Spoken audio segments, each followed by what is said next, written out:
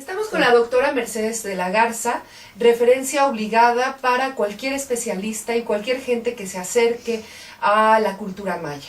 Especialista en cultura maya, la doctora de la Garza es además investigadora emérita por la Universidad Nacional Autónoma de México, investigadora emérita por el Sistema Nacional de Investigadores, fue por más de 13 años coordinadora del Centro de Estudios Mayas y luego directora del Instituto de Investigaciones Filológicas, donde se encuentra precisamente el Centro de Estudios Mayas. Pero además fue directora del Museo Nacional de Antropología, creadora y coordinadora del posgrado en estudios mesoamericanos, en fin, toda una vida dedicada a la investigación, a la difusión de las comunidades indígenas, específicamente de Mesoamérica y más concretamente la cultura maya.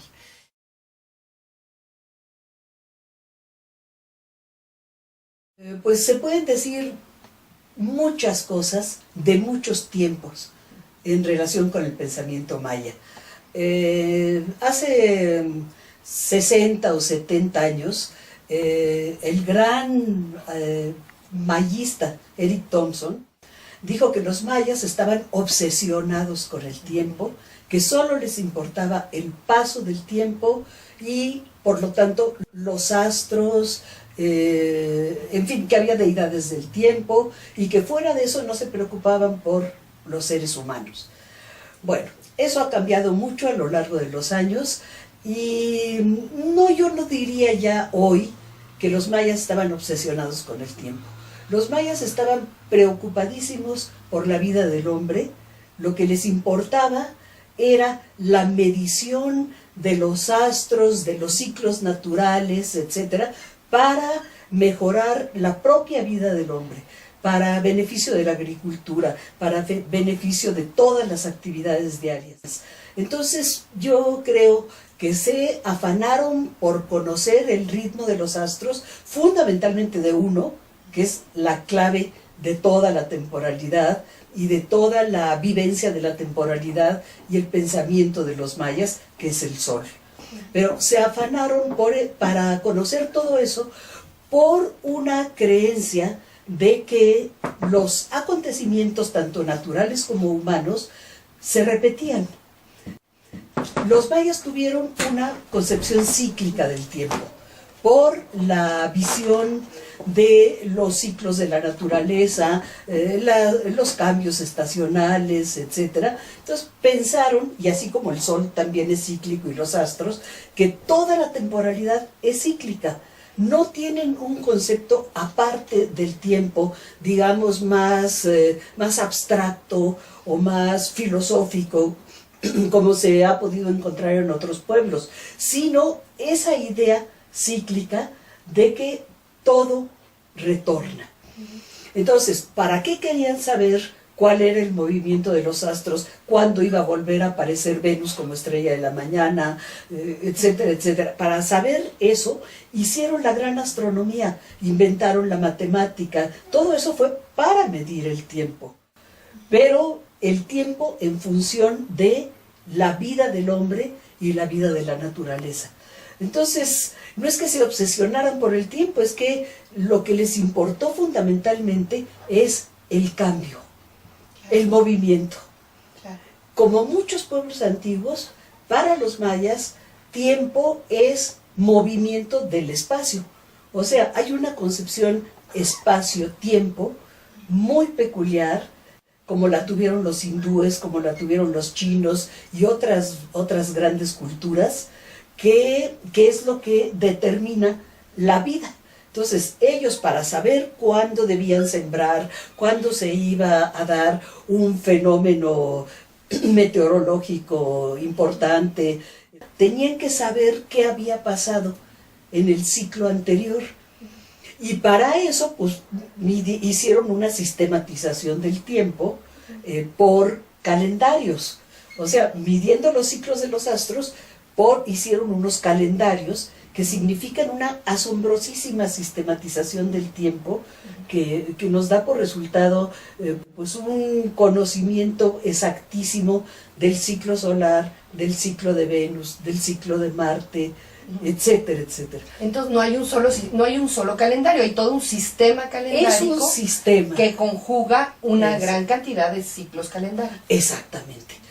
Nosotros nos guiamos por nuestro calendario gregoriano, solar, e igual se guiaban los griegos, los romanos, pero los mayas crearon muchos otros calendarios.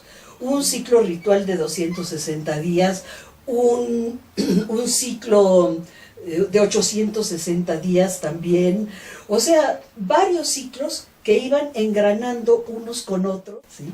Y formaban no solo los periodos de un año, sino de 5 años, de 20 años, de 400 años, de 400 millones de años, o sea, al infinito. Como el tiempo es cíclico, o sea, la idea de una temporalidad cíclica lleva consigo la idea de un infinito, de que el tiempo es infinito, ¿sí?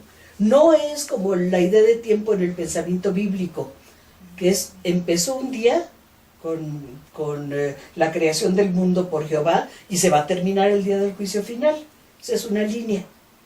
No, esto es una ideología del tiempo muchísimo más rica, ¿sí? Y que nos habla de posibilidad infinita del tiempo. Entonces, pues eso, yo ahorita lo estoy explicando un poco así, hablando que de la predicción, hablando de las necesidades de la vida cotidiana, etcétera. Pero los mayas fueron mucho más allá, porque de pronto encontramos en alguna estela, por ejemplo, una fecha registrada con absoluta precisión que marca 400 millones de años hacia el pasado, de una fecha era. Además crean una fecha era, cosa que no hicieron ni los griegos ni los romanos. O sea, es un hallazgo extraordinario, ¿no? Que ya después apareció en la tradición occidental, pero para los mayas era necesarísimo tener una fecha fija que fuera el punto de partida de todos los cálculos, hacia adelante y hacia atrás. Ahora, lo más inmediato era saber, pues, qué va a pasar el año que entra.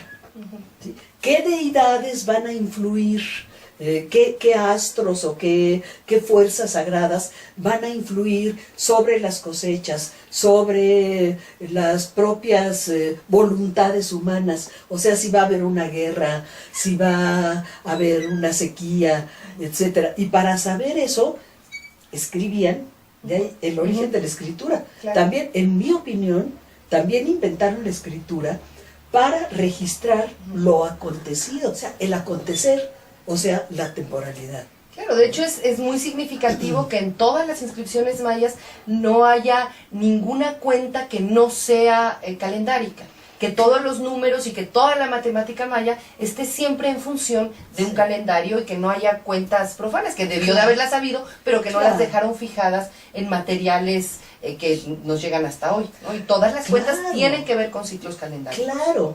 Bueno, yo haciendo un poquito de fantasía aquí, un poquito en broma, te diría que esas otras cuentas las hacían con la cabeza, no necesitaban apuntar cuánto le debían a la ciudad de Junto, lo de los tributos, de todo eso, tenían cabeza para eso los mayas, ¿no? Tenían mucha cabeza los mayas, es evidente, ¿no?